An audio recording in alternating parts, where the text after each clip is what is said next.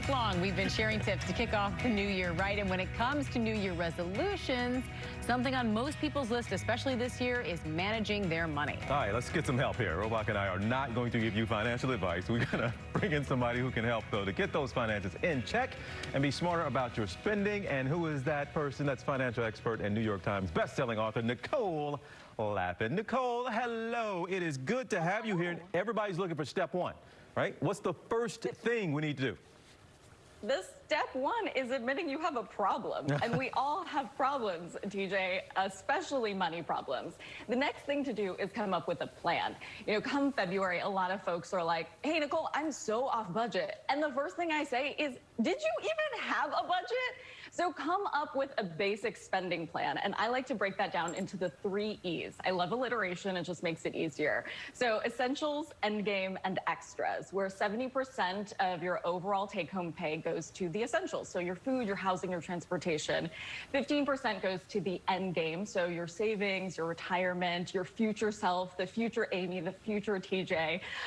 Your future self will, of course, thank you. And no more than 15% to the extras. So the random stuff. You know, usually I say a latte. If you can't buy a latte these days, some random thing on Amazon, if that is a treat to you, whatever does it for you. But make sure you add that in, because a financial diet is a lot like a regular diet. If you don't allow yourself the small indulgences, you'll end up binging later on. Makes a lot of sense. All right, Nicole, obviously this pandemic has cost us a lot, and many people who even maybe had that savings account, those savings accounts have now been drained. How do we keep that important money there for these types of emergency situations if we've already run through it all, given what we've been through for this past year?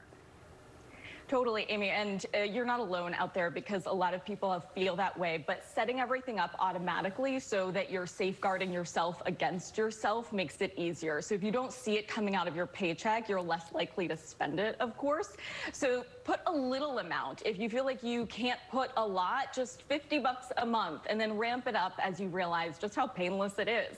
Ideally, you'll have 6 to 9 months of savings in the bank. So that's all the essentials that we talked about, the basic expenses that you'll need to live on, not the extra stuff, but putting it on autopilot makes it foolproof. I like that. All right, Nicole Lapin, thank you so much for these tips that a lot of us can use these days. Thank you again, and have a wonderful weekend. Great to see you guys. All right, speaking of